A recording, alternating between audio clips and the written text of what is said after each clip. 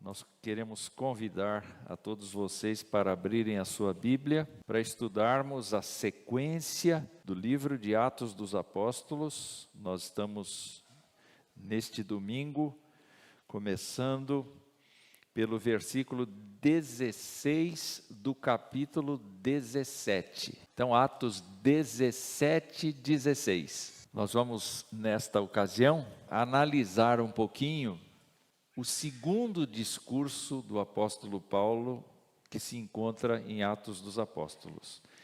Lucas teve o cuidado de fazer o registro de 3 discursos. Um está no capítulo 13 e este agora é um discurso do apóstolo Paulo em Atenas. Diz assim a Escritura: enquanto Paulo os esperava em Atenas, o seu espírito se revoltava em face da idolatria dominante na cidade. Por isso, falava na sinagoga com os judeus e os gentios piedosos, e também na praça todos os dias com os que se encontravam ali. E alguns dos filósofos epicureus e estoicos discutiam com ele, havendo quem perguntasse: quem quer dizer esse tagarela? Que quer dizer esse tagarela? Outros diziam: parece pregador de deuses estranhos. Diziam isto porque Paulo pregava Jesus e a ressurreição. Então, tomando-o consigo, levaram-no ao Areópago, dizendo: podemos saber que nova doutrina é essa que você ensina? Pois você nos traz aos ouvidos coisas estranhas e queremos saber o que vem a ser isto. Acontece que todos os de Atenas e os estrangeiros residentes não se ocupavam com outra coisa senão dizer ou ouvir as últimas novidades.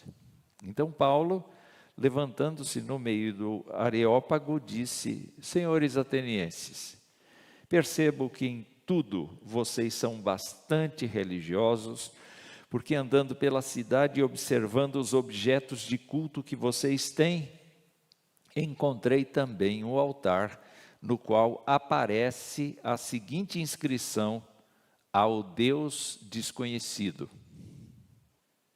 Pois esse que vocês adoram sem conhecer é precisamente aquele que eu lhes anuncio. O Deus que fez o mundo e tudo o que nele existe, sendo ele Senhor do céu e da terra, não habita em santuários feitos por mãos humanas, nem é servido por mãos humanas, como se precisasse de alguma coisa, pois ele mesmo é quem dá a todos vida, respiração e tudo mais. De um só homem fez todas as nações para habitarem sobre a face da terra, havendo fixado os tempos previamente estabelecidos e os limites da sua habitação, para buscar em Deus, se porventura tateando-o possam achar, ainda que não esteja longe de cada um de nós. Pois nele vivemos, nos movemos e existimos, como alguns dos poetas de vocês disseram. Porque dele também somos geração. Isso os poetas também disseram. Portanto, visto que somos geração de Deus, não devemos pensar que a divindade é semelhante ao ouro, à prata ou à pedra, trabalhados pela arte e imaginação do homem. E Deus não levou em conta os tempos de ignorância, mas agora Ele ordena todas as pessoas em todos os lugares que se arrependam, porque Deus estabeleceu um dia em que julgará o mundo com justiça por meio de um homem que escolheu e deu certeza disso a todos, ressuscitando-o dentre os mortos. Quando ouviram falar da ressurreição de mortos, uns zombaram e outros disseram: a respeito disso ouviremos você em outra ocasião. A essa altura, Paulo se retirou do meio deles. Houve, porém, alguns homens que se juntaram a ele e creram. Entre eles estava Dionísio, o Areopagita, uma mulher chamada Dâmaris, e com eles mais algumas pessoas. Que Deus nos abençoe. Pai querido, nosso Deus, nós colocamos diante de Ti a nossa vida, para que o Senhor use de misericórdia, use de graça, use de poder, para com a nossa mente, para com o nosso coração, e que, ó Pai, examinando a Tua palavra, nós consigamos perceber nela o que o Senhor deseja para nós. Nós Te louvamos muito, porque a Tua palavra registra com toda a propriedade que a mensagem central da vida do apóstolo Paulo foi Jesus Cristo, morto na cruz, ressuscitado ao terceiro dia para nossa salvação. E nós suplicamos que o Senhor nos abençoe nesta fala que vamos ter a partir de agora, em nome de Jesus. Amém. Meus irmãos, o apóstolo Paulo chegou em Atenas fugido da perseguição que aqueles de Tessalônica fizeram contra ele em Tessalônica e depois foram a Bereia para persegui-lo novamente. E a Bíblia nos diz no final do trecho anterior, o versículo de número 15, que os responsáveis por Paulo levaram-no até Atenas e regressaram trazendo ordem a Silas e Timóteo para que fossem encontrá-lo o mais depressa possível. Paulo então estava sozinho, como cristão, sozinho. É certo que havia na cidade uma comunidade judaica, que é referida no texto, e nós percebemos então que ele se integrou a essa comunidade quando foi nos sábados buscar encontrar-se com este povo judeu, povo da sua etnia, da sua raça. Entretanto, nós observamos que ele estava num palco, num cenário, num local completamente diferente de tudo aquilo que ele tinha vivido até então. Embora ele tenha sido criado em Tarso, uma comunidade romana que tinha princípios gregos, embora ele tivesse entrosamento com a filosofia grega, soubesse citar pessoas, poetas do passado grego, do auge da cultura grega, séculos antes, embora ele fosse uma pessoa muito articulada, como crente, ele estava sozinho naquela cidade. E o que é que ele fez? Ele, naturalmente, foi andar. Como Jonas, ele percorreu a cidade. Não é? Essa cidade leva o nome de uma deusa.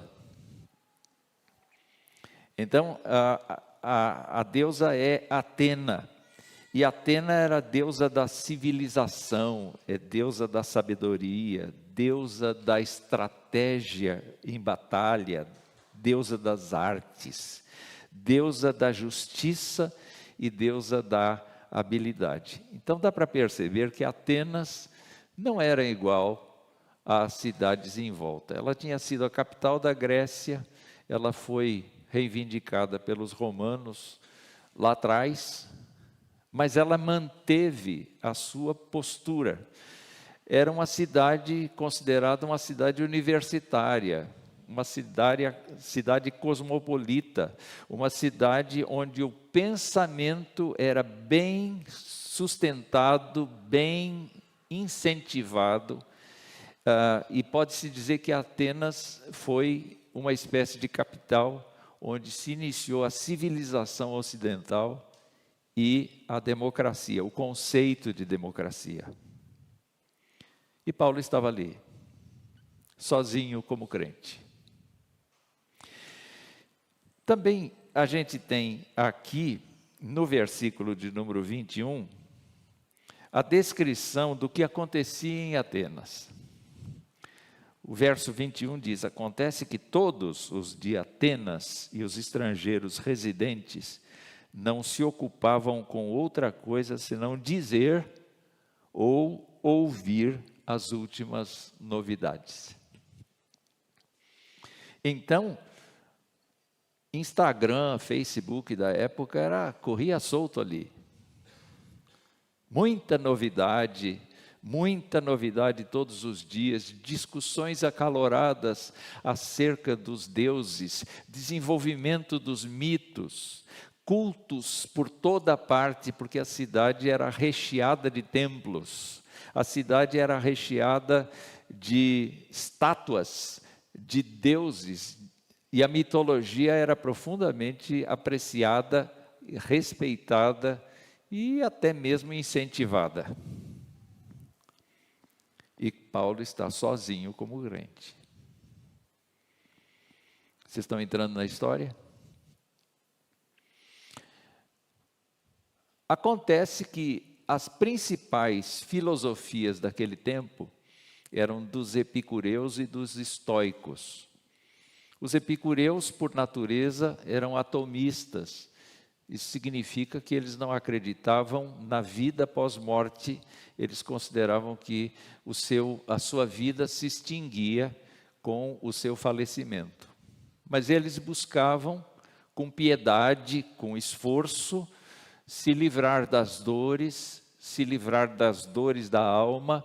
Eles tinham uma postura de busca do prazer, mas não o prazer hedonista, o prazer de estar em paz consigo mesmo, porque assim eles respeitariam a ordem da natureza.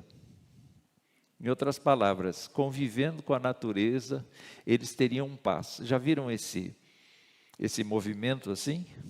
Que as pessoas fazem para tentar entrar em sintonia com a natureza? Quer dizer, está dentro da mesma linha. E havia os estoicos, que pensavam de um jeito oposto. Eles acreditavam numa possível reencarnação, eles acreditavam que poderiam voltar em outras vidas, não é? Eles não acreditavam absolutamente na ressurreição da própria pessoa, mas eles buscavam a sabedoria. E por conta da sabedoria, eles sentiam que deviam anular todas as outras coisas e deveriam se alimentar da sabedoria e se isolar dos problemas.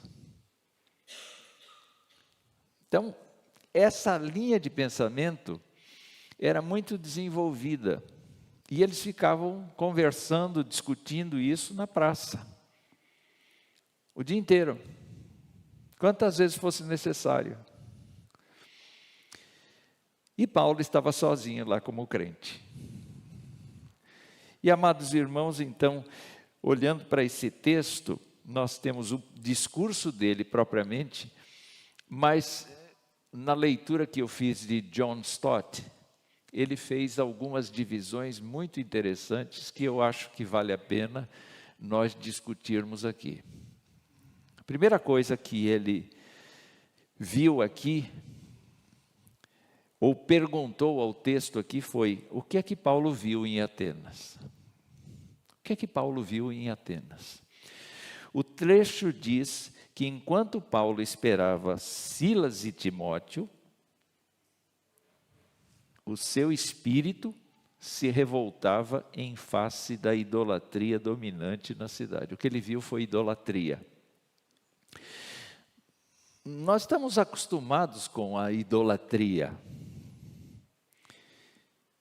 Por quê? Porque nós assistimos as pessoas adorando deuses diferentes, mesmo aqui no Brasil, divindades diferentes, mesmo aqui no Brasil, mais de uma divindade na mesma religião, entidades diferentes, juntadas debaixo de um mesmo chapéu. Nós assistimos isto. Só que o texto nos leva a pensar que a idolatria era tão forte, mas tão forte, que as pessoas estavam escravizadas à idolatria. Elas não conseguiam reagir diante dos mitos, diante dos deuses, diante da filosofia reinante. Elas estavam impregnadas daquilo, ao ponto delas não conseguirem enxergar outra coisa a não ser a sua dependência desses deuses, a sua devoção a esses deuses. O apóstolo Paulo, nas suas andanças, ele declarou aos romanos que, como as pessoas preferiram glorificar a criação e não o Criador, Deus lhes deu um entorpecimento de mente. As pessoas realmente não conseguem enxergar a Deus, ainda que citem o seu nome. Ainda que façam longas orações, elas não conseguem enxergar o Deus da Bíblia. Falando aos Coríntios, na segunda carta, o apóstolo Paulo diz que o inimigo cegou o entendimento dos incrédulos. É um estado espiritual de absoluta cegueira e ignorância.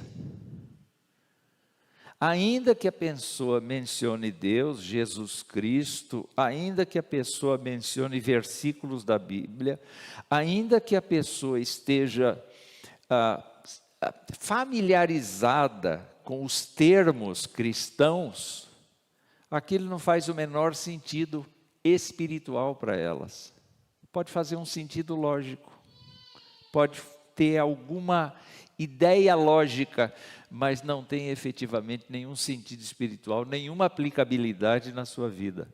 É um entorpecimento espiritual que mostra que a pessoa está totalmente fora da realidade em relação a Deus. Quando a gente fala de Deus para as pessoas, elas imaginam tudo, menos o conceito bíblico do ser de Deus. Foi isso que Paulo viu, andando pela rua, vendo as pessoas discutindo, olhando para os prédios, olhando para a situação das pessoas. Ele viu a miséria das pessoas, a ignorância das pessoas. O nosso mundo é assim. As pessoas podem ser peritas em filosofia, matemática, geometria, física quântica, sei lá o quê. Elas podem ser peritas no entendimento das enfermidades do corpo. Elas podem ter entendimentos, porque Deus deu para a gente o espelhamento da sua imagem e semelhança. Mas efetivamente, queridos irmãos, as pessoas estão cegas para Deus. E Paulo viu essa gente totalmente escrava da ignorância em relação a Deus.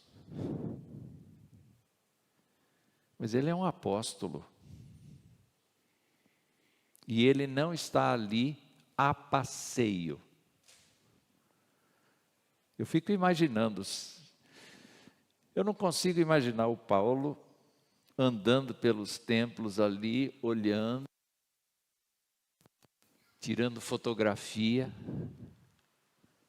fazendo selfie. Eu não consigo imaginar o apóstolo Paulo distraído com essa cidade fazendo turismo. Vocês conseguem imaginar? Mas efetivamente, quando a gente vai a uma cidade como Atenas, a gente vai visitar as obras antigas e a gente tira selfie. A gente não olha para o estado das pessoas, a gente olha para para o turismo. E Paulo não foi uma pessoa que foi lá para turismo. Ele viu uma cidade dominada pela idolatria e comprovou o poder satânico que existe sobre a massa. Quando ele falou aos Efésios, ele disse assim: olha, nós andávamos segundo o curso deste mundo, segundo o príncipe da potestade do ar. Nós andávamos nas inclinações da nossa própria carne. Nós estávamos mortos nos nossos delitos e pecados. O que é que Paulo viu lá? Paulo viu gente morta. Nós precisamos abrir os nossos olhos, queridos irmãos, e enxergar na rua pessoas mortas. Não mortas fisicamente, mas distantes absolutamente de Deus. E aí vem a segunda colocação que John Stott me traz, que é: o que é que Paulo sentiu em Atenas? O que é que Paulo sentiu em Atenas? O que é que você sentiria se você fosse para um lugar onde efetivamente as pessoas não reconhecem a Deus? O que é que você faria? Como você se sentiria?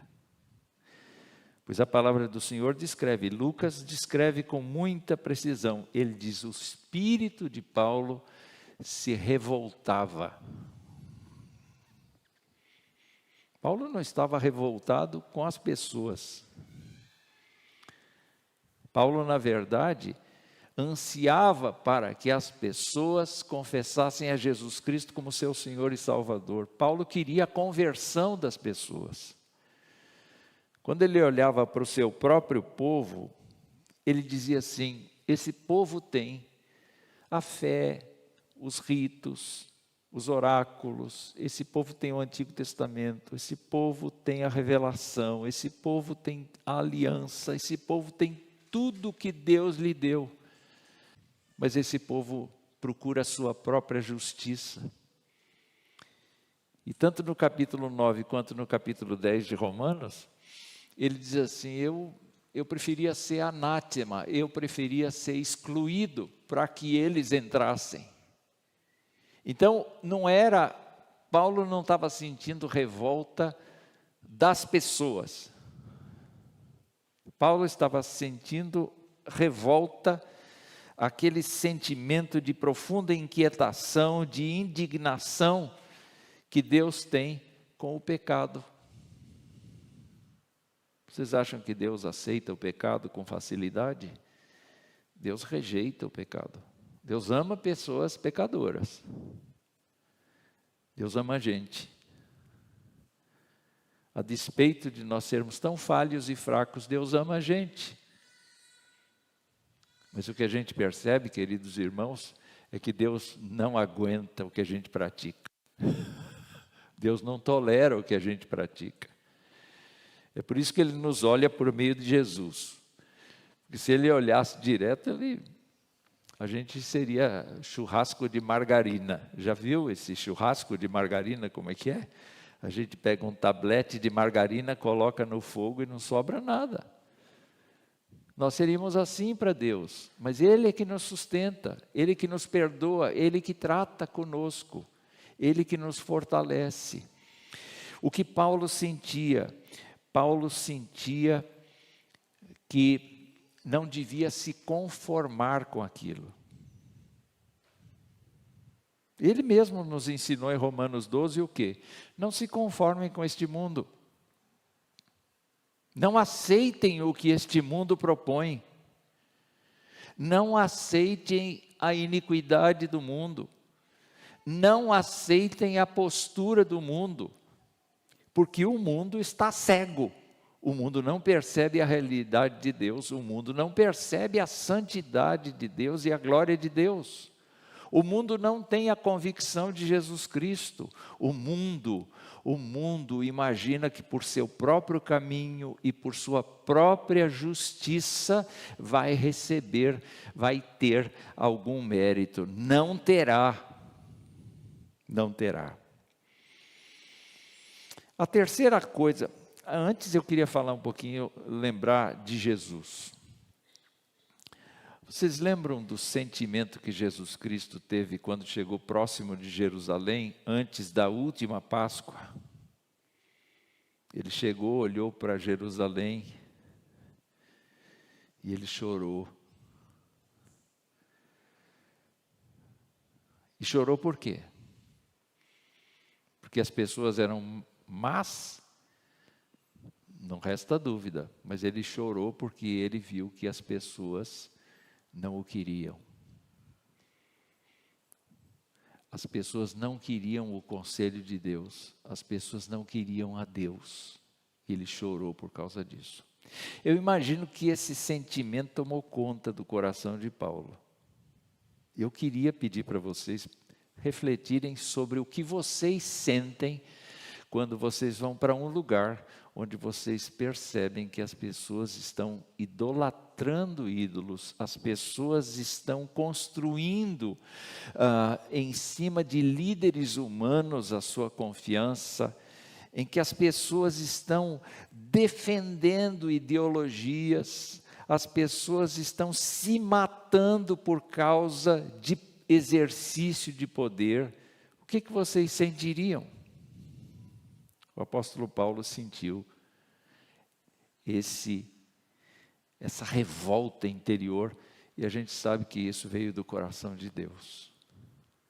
A gente sabe que não foi uma ira contra as pessoas, mas foi uma ira contra o pecado dominante na vida das pessoas.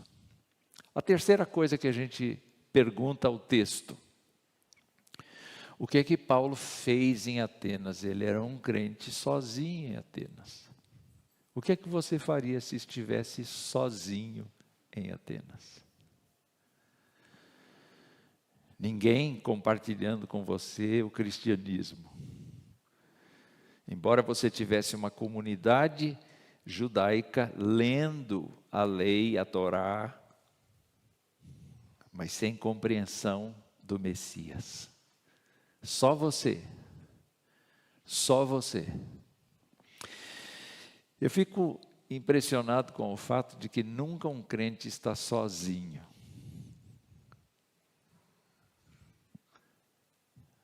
E eu quero apresentar para vocês quem estava com ele. Se chama o Deus dos Exércitos.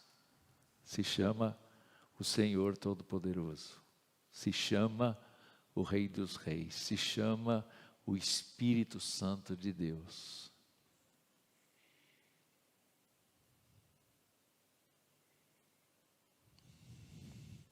Quando Jesus disse: olha, vão pelas nações, preguem o Evangelho, quem crer e for batizado será salvo. Eu estarei com vocês só no domingo. Foi isso? Não, não foi isso. Eu estarei convosco todos os dias, até a consumação dos séculos. Então eu imagino que Paulo, andando pelas ruas da cidade, orava e dizia: Senhor, que desgraça, não? Que coisa ruim está acontecendo nessa cidade. Oh Deus, eu estou louco da vida aqui por conta da idolatria que pesa sobre essa cidade, essa escravidão que as pessoas estão. Então, seguindo o seu hábito, porque nós já vimos por várias pregações anteriores, que o apóstolo Paulo, em primeiro lugar, procurava o seu povo na cidade. Então, o que ele fez? Ele foi para a sinagoga, e a Bíblia diz aqui que ele falava na sinagoga com os judeus e os gentios piedosos, muito possivelmente os convertidos ao judaísmo, muito provavelmente os prosélitos, mas também pessoas como Cornélio, de Atos capítulo 10, que não era exatamente um prosélito, mas era uma pessoa temente a Deus, era uma pessoa que buscava ao Deus de Israel. E o que então ele fazia? Falava na sinagoga com os judeus e os gentios piedosos e também na praça. na sinagoga quando havia reunião e todos os outros dias na praça. Caminho dele, ir para a praça. E o que ele fazia? Paulo era um apologeta, Paulo era uma pessoa que gostava da discussão. Então ele chamava as pessoas para conversa. Nós vamos ver pelo discurso dele que ele entendia da poesia ateniense, da poesia grega.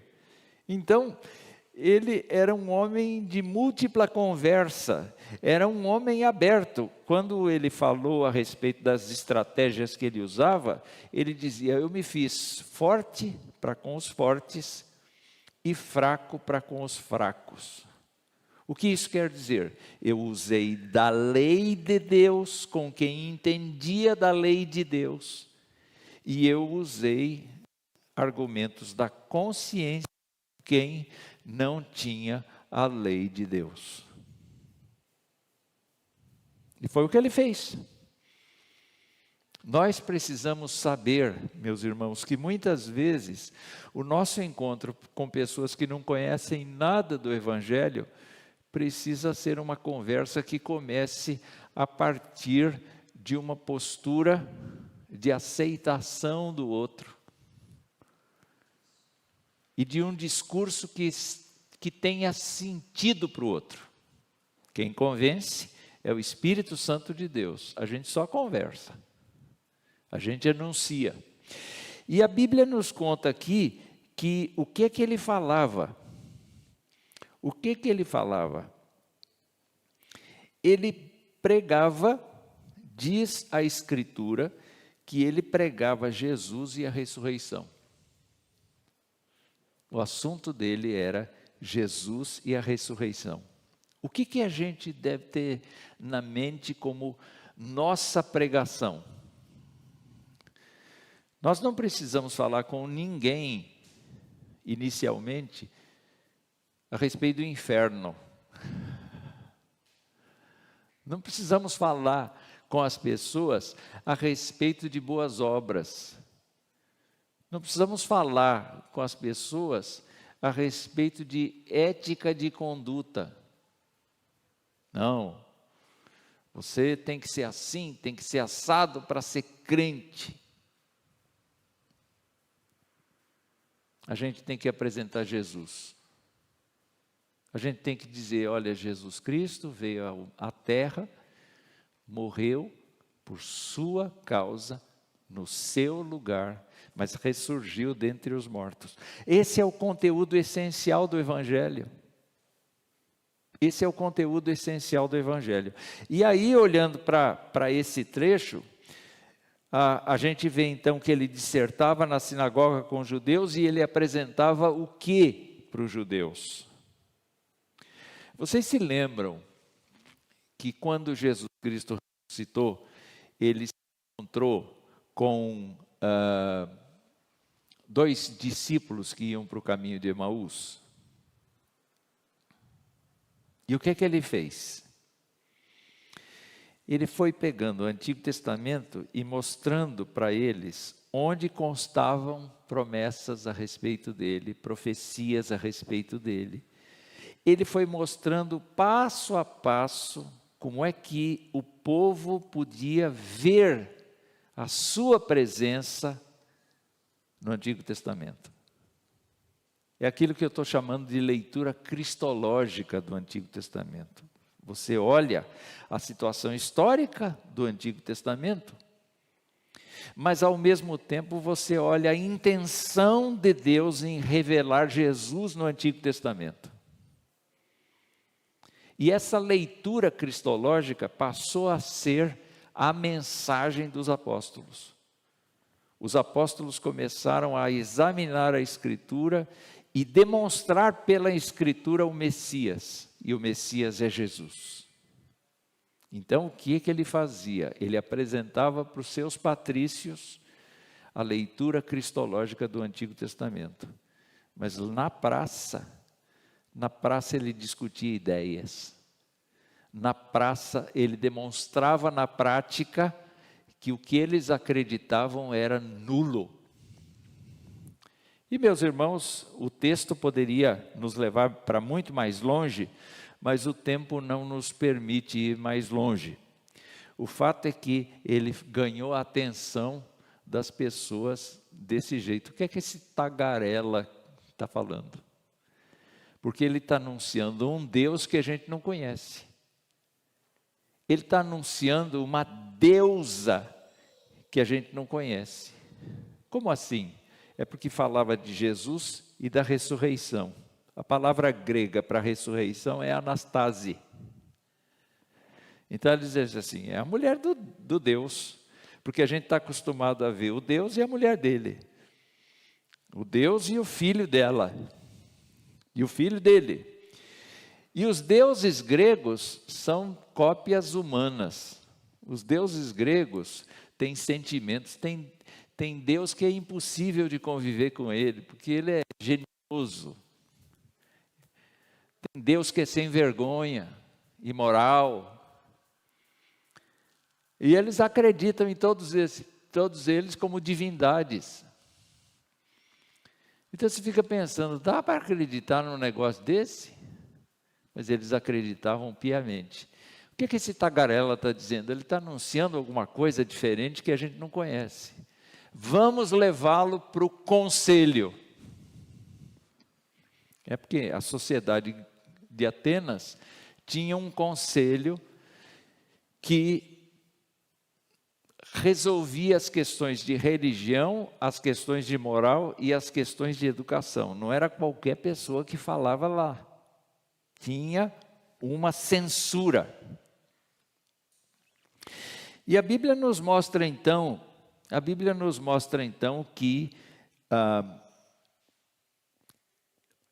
eles levaram o apóstolo Paulo. Alguns questionam, será que ele foi preso? Não, acho que não. Ele não teria sido preso, não.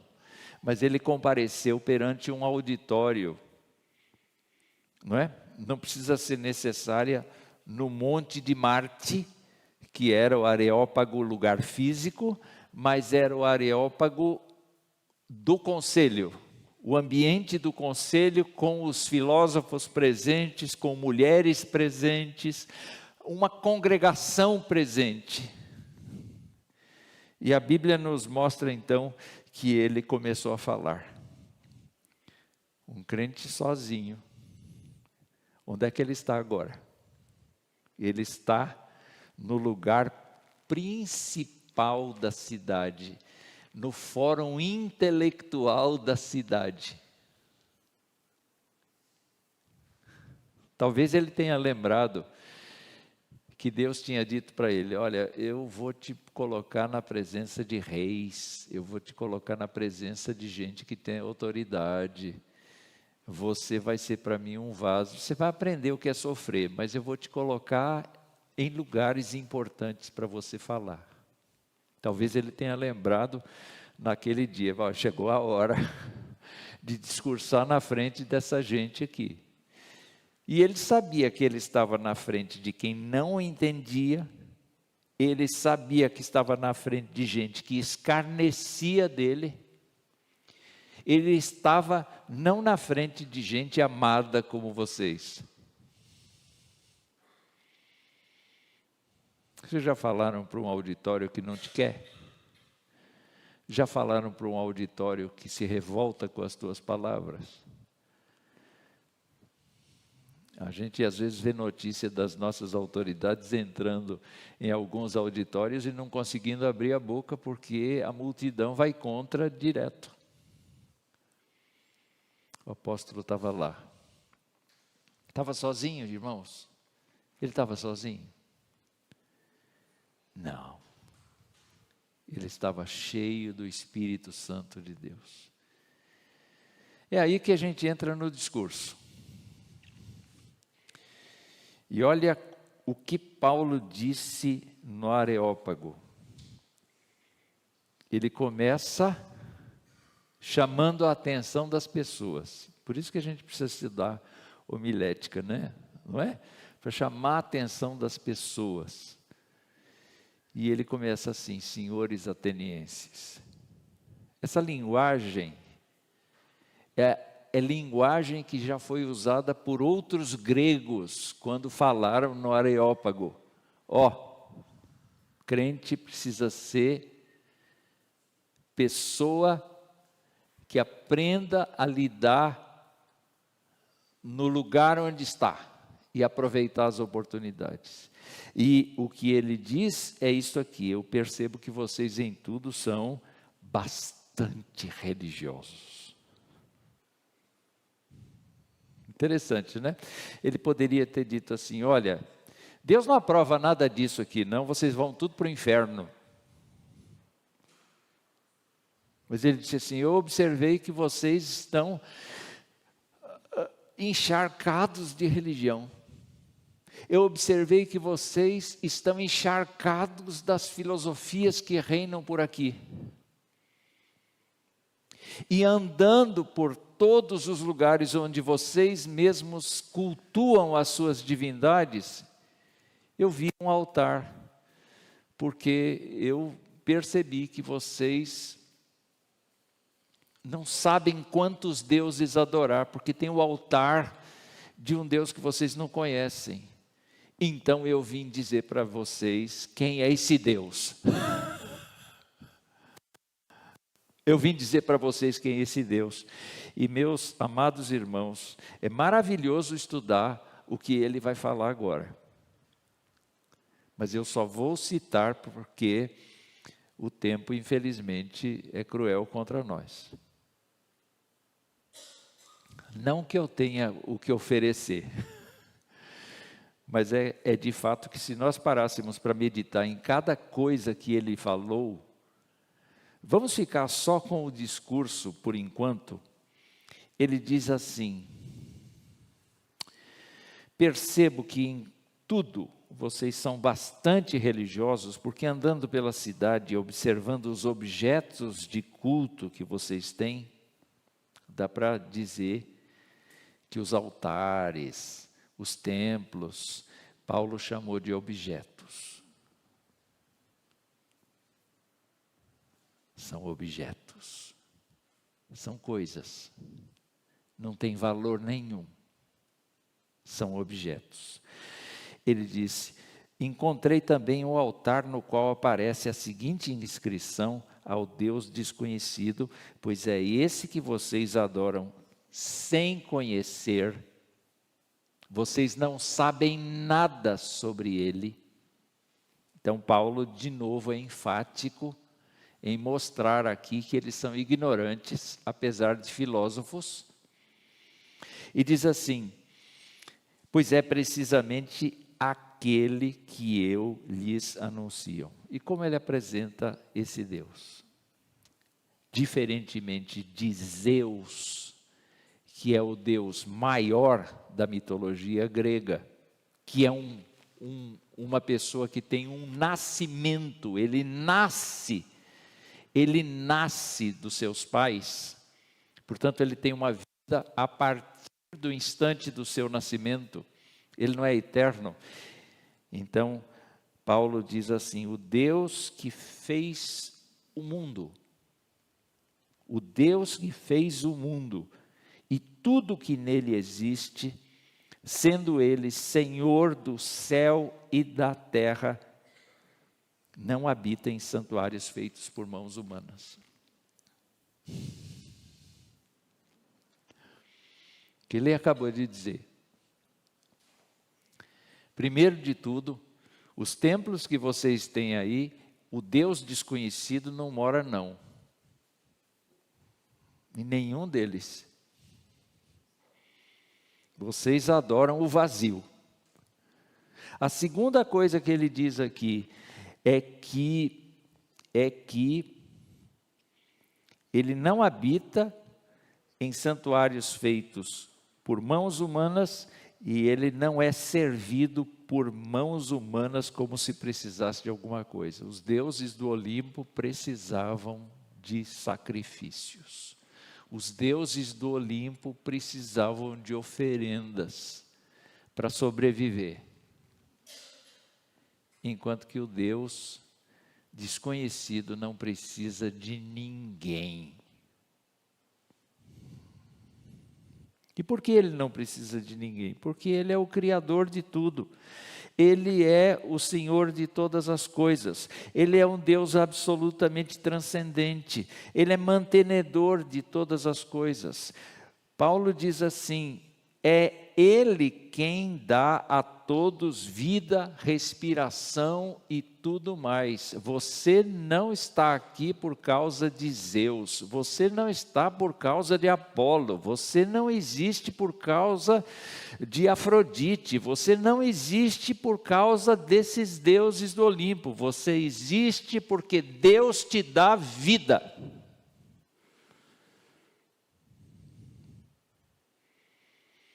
Hoje cedo eu falava da pandemia e repito o que já disse nesse púlpito, que quando acusam os governantes de matar 700 mil pessoas por conta da pandemia, ignoram o fato de quem limita a vida, não é o governante, é o Senhor. E se dentre os nossos alguém foi levado no tempo da pandemia, se não houvesse pandemia, teria sido levado do mesmo jeito.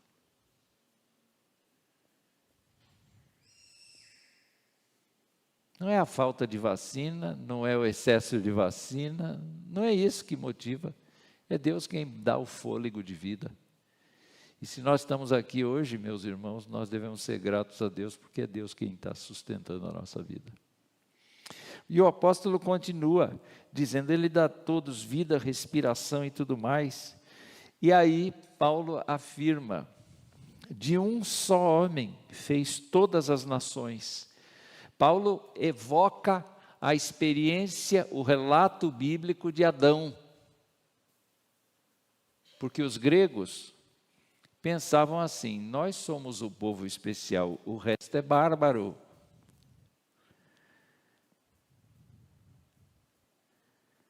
E Paulo está dizendo, não estamos nem ligando para quem é grego, para quem é bárbaro. Esse Deus que dá vida, respiração e tudo mais, Ele criou todos a partir de um só. Portanto, todos descendem da mesma fonte, todos descendem da mesma matriz. De um homem só fez todas as nações para habitarem sobre a face da terra e fixou os tempos. Ou seja, Paulo está mostrando para eles que Deus é pai da humanidade, no sentido de que é gerador da vida de todos. Ele não é pai dos ímpios, ele é pai dos crentes, mas ele é pai de todo mundo no sentido da origem.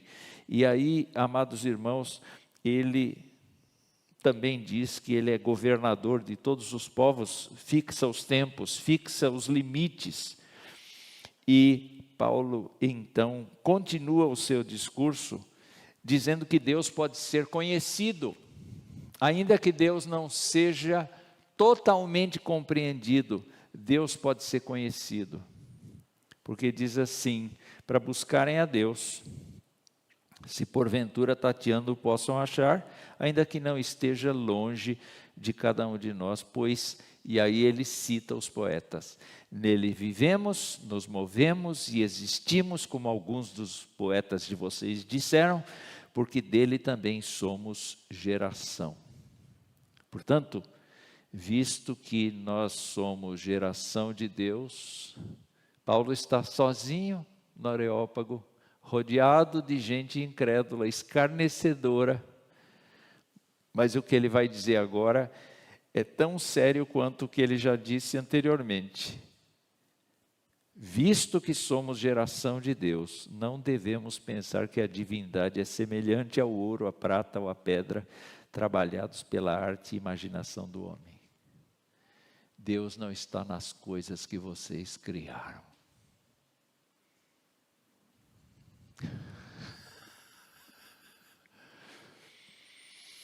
Coragem, não?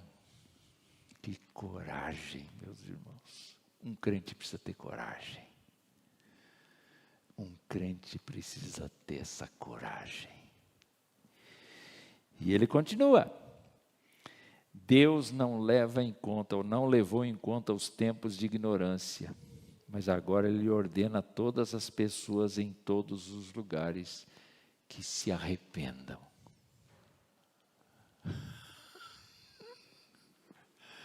Essa é a mensagem do Evangelho. Olha, venha para Jesus, porque Jesus vai resolver o seu problema financeiro.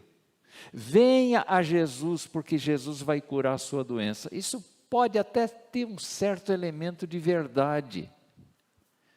Mas, meus irmãos, a mensagem do Evangelho não é essa, não. A mensagem do Evangelho é: venha para Jesus e se arrependa de quem você é. Porque você está perdido. E você precisa da esperança que Ele pode te dar. E Paulo fez isso. De maneira assim clássica, né? De maneira retórica, Paulo foi abordando todos esses assuntos. E olha, ele termina dizendo: porque Deus estabeleceu um dia em que julgará o mundo com justiça por meio de um homem que escolheu. Não falou nem o nome de Jesus. E deu certeza disso a todos, ressuscitando-o dentre os mortos. Entrou de novo a ressurreição. Para Paulo, é fundamental o crente pensar: Cristo morreu pelos nossos pecados e ressuscitou para a nossa esperança. São essas duas coisas que acontecem efetivamente. São essas duas coisas que constam da mensagem do Evangelho. E Deus vai julgar o mundo com justiça por meio desse homem. Essa é a mensagem do Evangelho. Quando eles ouviram, então, falar de ressurreição dos mortos, zombaria de um lado, tumulto, vamos parar com tudo, vamos interromper essa reunião. O que é que Paulo faz? Paulo diz assim: não, peraí. Não, ele não faz isso. O que ele faz? O texto diz: a essa altura Paulo se retirou do meio deles. A tarefa estava terminada. E Paulo teve sucesso ou fracasso? Um crente que se põe nas mãos do Senhor vai ter sucesso ou fracasso? Aparentemente teve fracasso, porque a reunião terminou no meio de zombaria, de gritaria, de uma porção de adiamentos. Estou fora, não quero saber, quer dizer, aquela rejeição inicial se confirmou. Não. Houve sucesso. E que sucesso foi esse? Diz a Bíblia que houve alguns homens que se juntaram a ele e creram. Entre eles estava Dionísio, o Areopagita, uma mulher chamada Dâmaris, e com eles mais algumas pessoas. Quando Eusébio, mais tarde, contou um pouco da história da igreja, disse que o Dionísio, que está aqui, era o bispo da igreja de Atenas. Paulo não ficou.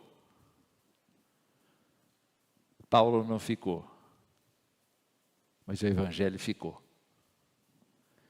Então não se assuste se você estiver no meio de pessoas que ignoram o Evangelho, que têm outros credos, que estão cegadas, porque o Espírito do Senhor está junto com você, para te dar o discurso e para te dar uma demonstração do poder dele mediante os resultados. Esse discurso me impressiona muito, porque Deus é quem dá ousadia para a gente. É Deus quem faz todo o trabalho, meus irmãos. Nós temos é que nos colocar nas mãos dele. Quando a gente vai para um lugar, ainda que a gente esteja passeando, a gente precisa olhar espiritualmente o nosso passeio. A gente precisa ver a condição das pessoas. O nosso coração precisa ser movido pela paixão de Jesus Cristo. Nós precisamos pedir ao Espírito Santo que dirija a nossa fala. Nós precisamos pedir ao Espírito Santo que fale por nós. O Senhor Jesus avisou: olha, não fiquem preocupados quando vocês forem colocados na frente de pessoas para testemunhar o Evangelho, porque o Espírito falará por vocês. Eu queria que a igreja experimentasse isso. O dia em que o Espírito Santo falou por você. E Deus proverá os resultados. Então eu queria encorajar vocês a não desistirem de testemunhar o Evangelho. Que Deus nos abençoe.